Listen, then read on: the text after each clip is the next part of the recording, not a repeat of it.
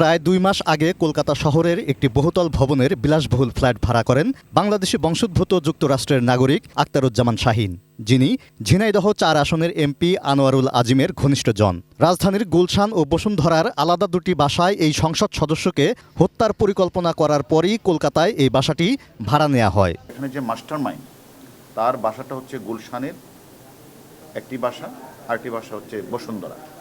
এই দুইটি বাসাতেই মানে অনেক দিন যাবতেই প্রায় ২ মাসের মতো তারা প্ল্যান করেছে তাকে সরিয়ে দিবে।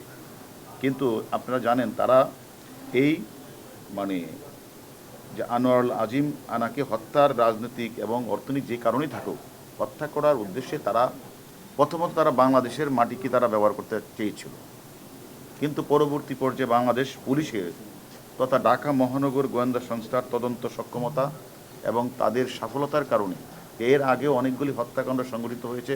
প্রত্যেকটি মানে হত্যাকাণ্ডের ক্লুজ আমাদের মানে ডিবি পুলিশ, ঢাকা মহানগর গোয়েন্দা পুলিশ আমরা বের করেছি।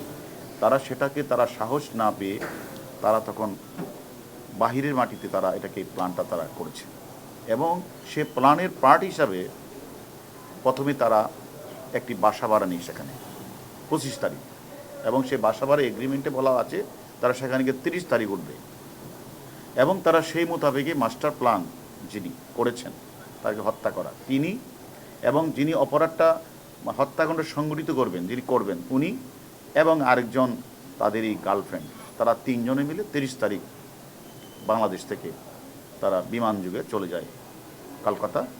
সেখানে তারা গিয়া যেই বাসাটা তারা উঠেছে সেই বাসাটাতে ভাড়া করে সে বাসায় উঠেছে। অর্থাৎ তারা বোঝাতে চেয়েছে যে এখানে ফ্যামিলি থাকবে, এটা কোনো অপরাধের কোনো কিছু ঘটবে না, এরকম এটি তাদের মানে প্রথম তাদের বিয়াটা ছিল এরকম। এবং তারা ঠিক ২ মাস যাবত আবার এটাও খেয়াল রাখছিল যে কোন সময় আমার যে ভিকটিম তিনি কলকাতা দেয়, উনি কলকাতা মাঝে মাঝে যান, আগেও যে অনেকবার গেছেন এবং উনি অনেক দিন ছিলেনও এক সময়, ওনার কিছু বন্ধুবান্ধব আছে। ঢাকা মহানগর গোয়েন্দা পুলিশের অতিরিক্ত কমিশনার হারুন অর রশিদ জানান, প্রথমে দেশে হত্যার পরিকল্পনা করা হলেও পরিস্থিতি বিবেচনায় বেছে নেওয়া হয় পাশের দেশ ভারতের কলকাতা শহর। ১২ মে চিকিৎসার জন্য সংসদ সদস্য আনোয়ারুল আজিম কলকাতায় যাবেন, এ তথ্য আগে থেকেই জানত হত্যাকারীরা। ওরা জানে যে ভিকটিম ১২ তারিখ যাবে, তাদের কাছে প্ল্যানটা জানার পরে তারা ৩০ তারিখ সেখানে তারা এখানে যায়, গিয়ে ওইখানে আরও ২ জনকে তারা হায়ার করে, অর্থাৎ এই বাসাতে আসা যাওয়া করবে, এই ২ জনকে তারা ঠিক করে দেয়। এর মধ্যে একজন মানে জিহাদ অথবা জাহিদ, আর একজন হলো সিয়াম, ওইখানে ঠিক করে দেয়।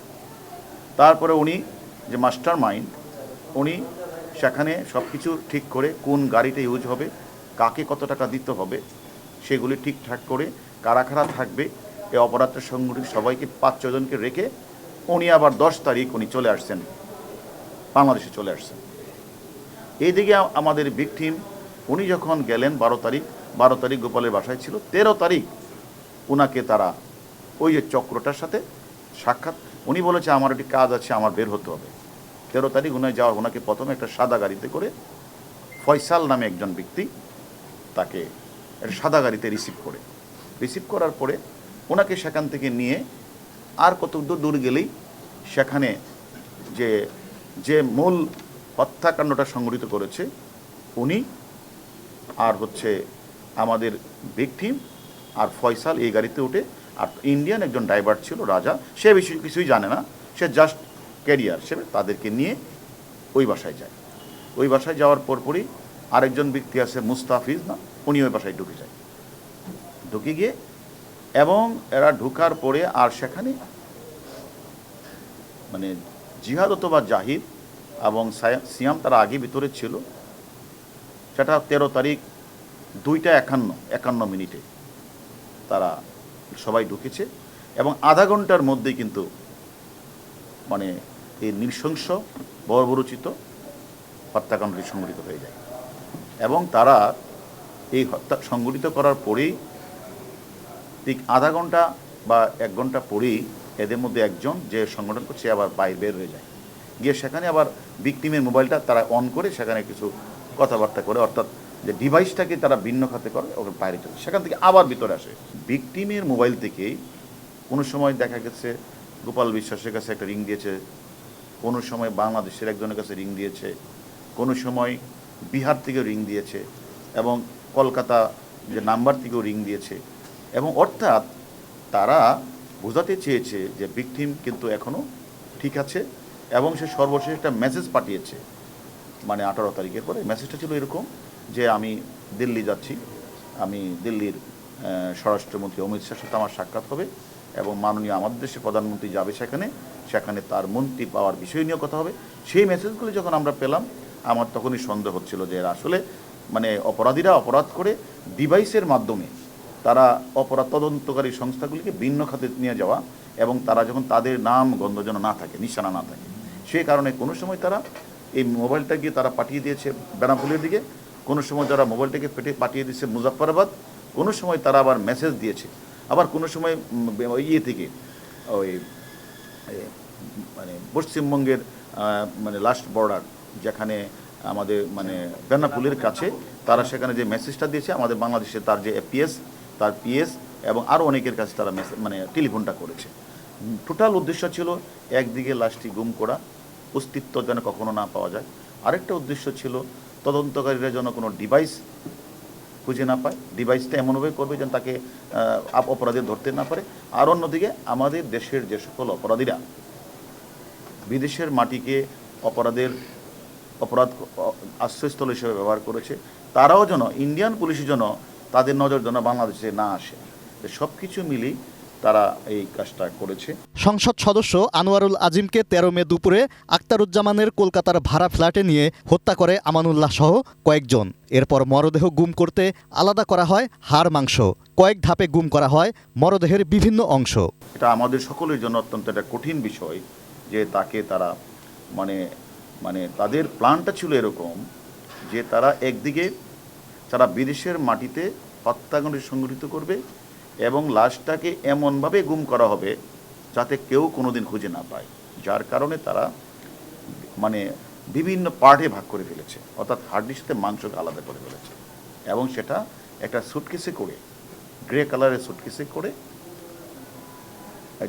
যে মূল যে আমাদের কাছে যিনি আছেন উনি আর হলো জাহিদ বা জিহাদ, এরা দুইটা ব্রিফকেস করে ওই যে পাবলিক টয়লেটের কাছে একটা গাড়ি ওয়েট করছিল, ওইখানে গিয়ে সিয়াম, তার নাম সিয়াম, ওইখানে গিয়ে আমানুল্লাহ চলে আসে। আর তারাকে আমানুল্লাহরও একটা নাম আছে, এরা এখনও কেউ অনেকে জানেন না, তার একটা নাম আছে। তার সেখানে গিয়ে তারা ওই দুইজন সিয়াম জাহিদ ভারতীয় একজন ড্রাইভার, সেই ড্রাইভারটা হয়তো জানেও না কি, নিয়ে তারা চলে যায়। এদিকে এই পার্ট তারা চলে যায়। আবার এই যে মূল ভিকটিম মানে মূল যে হত্যা সংঘটিত, উনি আবার বাসায় চলে আসে। এসে উনি পরের দিন তারপরে আরও দুইজন, যেহেতু তিনজন ছিল, ওই তিনজনে বাকি মাংসগুলিকে বিভিন্ন পলিথিন বা বিভিন্ন ইয়েতে করে তারাও বের হয়ে যায়। এবং আরেকটি বিষয় আপনারা জানা রাখা উচিত, যাতে এইভাবে যে তারা যে এগুলি যে মাংসগুলি নিচ্ছে, যদি পথে কেউ ধরে তখন এটার মধ্যে তারা হলুদের মশলা দিয়ে তারা করে নিয়েছেন। যদি কেউ বলে তখন বলবে যে এটা তো আসলে বাজার থেকে আমরা কিনে আনছি, এটা মশলা তো মাংস, এরকম সারা এটাকে। অর্থাৎ উদ্দেশ্যটা ছিল যে এমনভাবে গুম করা হবে তাকে যেন কেউ কোনো দিন তার অস্তিত্ব না পায়। যে সকল আসামিরা আমাদের কাছে আসে তাদের কাছে আমরা আদি অন্ত সব জেনেছি এবং তারা আমাদের কাছে স্বীকার করেছে। আমরা সেই বিষয়গুলি আমরা কলকাতা ইন্টেলিজেন্স ব্রাঞ্চ, এসটিএফ এবং কলকাতা পুলিশ সকলের সাথেই আমাদের এখনও প্রতিনিয়ত আমাদের যোগাযোগ হচ্ছে। তারাও আমাদের কাছে বিভিন্ন তথ্য নিচ্ছে, আমরা তাদেরকে বিভিন্ন তথ্য দিচ্ছি। এবং আমার ওই ওরাও অলরেডি গাড়ি এবং কিছু জিনিস তারা উদ্ধার করেছে। এবং আমি মনে করি আজকে ইন্ডিয়ান পুলিশের একটা টিম আমাদের এখানে আসবে, তারা আমাদের এই যে সকল আশা নিয়ে তাদের সাথে কথা বলবে, এবং আমরাও প্রয়োজন বোধে আমাদের ঊর্ধ্বতন কর্তৃপক্ষের সাথে কথা বলি।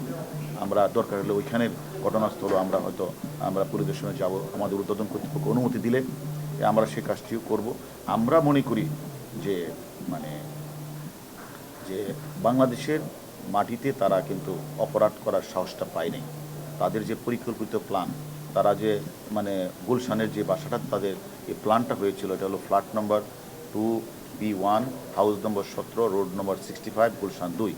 এই বাসা। আরেকটা বাসা ছিল হলো বসুন্ধরা, সেটা হলো 1929 রোড নম্বর 32 ব্লকে বসুন্ধরা আবাসিক এলাকা। এই দুইটা বাসায় তাদের অন্তত 1 মাসে 2 মাসে অনেকগুলি প্ল্যান হয়েছে এবং তারা বারবারই তারা মানে বাংলাদেশে করবে না, প্ল্যানটা করবে হলো এখানে, এবং তারা বাংলাদেশে তারা করে নাই। তারা মনে করেছে বাংলাদেশে যদি হয় তাহলে তারা ধরা পড়ার সম্ভাবনা আছে। সেই কারণেই তারা এই প্ল্যানটা তারা ইন্ডিয়াতে করেছে, কলকাতায় করেছে, এবং তারা ভিকটিমের খোঁজখবর নিয়েই তারা মাস্টার মাইন্ড সহ তারা কলকাতায় গিয়েছে। হত্যাকাণ্ডের পর আমানুল্লাহ ও তার সহযোগীরা কলকাতা থেকে বিভিন্ন সময় দেশে ফিরে আসেন। এরপরই আক্তারুজ্জামান দেশ ত্যাগ করেন বলে জানান গোয়েন্দা কর্মকর্তা। হত্যাকারীরা সবাই শনাক্ত হলেও কী কারণে এই হত্যাকাণ্ড ঘটেছে সেটি জানাননি ঢাকার গোয়েন্দা প্রধান। শাহিন, তার গার্লফ্রেন্ড সেলেস্টি, আর যে মূল কাজটা করেছে, হত্যাকাণ্ডের সংগঠক হিসেবে কাজ করেছে, যাকে রেখে আসছিল শাহিন, তার নাম হচ্ছে আমানুল্লাহ। 15 তারিখ মূল যে আমাদের কাছে আছে উনি, এবং তার যে গার্লফ্রেন্ডটা গিয়েছিল 30 তারিখ, এই দুইজন তারা বাংলাদেশে চলে আসে। 16 তারিখ মুস্তাফিজ চলে আসে। এভাবে পর্যায়ক্রমে ওরা যখনই বাংলাদেশে ঢুকে পড়েছে ঠিক তখনই যে মাস্টার মাইন্ড উনিও 10 তারিখে চলে আসছিল। ওরা যখন বাংলাদেশে একে একে ঢুকে পড়েছে, উনি তারপরে বিস্তা এয়ারলাইন্সে দিল্লি থেকে 2 ঘন্টা ট্রানজিট নিয়ে উনি কাঠমান্ডু থেকে এখান থেকে অন্য কোথাও চলে যেতে পারে এবং চলে গেছে। এখন আমার বিষয়টা হচ্ছে যে এই হত্যাকাণ্ডটা আসলে তাদের দীর্ঘদিনের একটা পরিকল্পিত প্ল্যানের একটা অংশ, এবং তারা দীর্ঘদিন যাবতেই তারা একটা সুযোগ খুঁজছিল ভিকটিম প্রথম সময় ওই দেশে যাবে। এবং আমরা শুধু তা না, এই যে পরিকল্পিত যে হত্যাকাণ্ডটা করার পরে আমরা যারা তদন্তকারী কর্মকর্তা, 18 তারিখ একটা জিডি হয়েছে, গোপাল বিশ্বাস তার কলকাতা পুলিশের কাছে জিডি করেছে হত্যাকাণ্ডটি, এবং যারা ঘটিয়েছে তাদের তো সব কিছু আমাদের নাম্বার আমরা পেয়েছি, তাদেরও গ্রেপ্তার করব।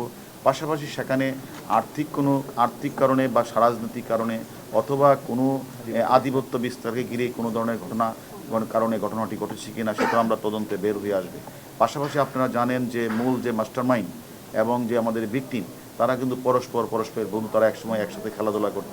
এখন তাদের সাথে আমরা বিভিন্ন ঘটনায় আমরা তার সাথে আদৌ কোনো ব্যবসা ছিল কিনা, তাদের সাথে কলকাতা কোনো তাদের লেনদেন আছে কিনা, এটা আসলে তদন্ত না করে তো আসলে বলা যাবে না। আমরা তদন্ত করছি। আমরা আমাদেরকে কলকাতা পুলিশ এবং আমাদের বাংলাদেশের ডিবি আমরা সম্মিলিতভাবে কাজ করছি, এবং আমরা একে অপরের সাথে আমাদের তথ্য আদান প্রদান করছি। আমি মনে করি যেহেতু আমরা ক্লু বের করেছি, রহস্য উদ্ঘাটন করেছি, অবশ্যই আমরা আশা করি পুরা ভুড়ি না পেলেও খণ্ডিত অংশ আমরা আমাদের কলকাতা পুলিশ উদ্ধার করবে, এবং পাশাপাশি আমরাও এর সাথে আরও কোনো ব্যক্তি এর সাথে জড়িত আছে কিনা সেটাও আমরা খুঁজে দেখছি। আনোয়ারুল আজিমের হত্যার রহস্য উন্মোচনে 2 দেশের গোয়েন্দারা যৌথভাবে কাজ করছে। পুরা ভুড়ি না পেলেও খণ্ডিত অংশ আমরা উদ্ধার। Moniruzzaman, ATN news, Dhaka.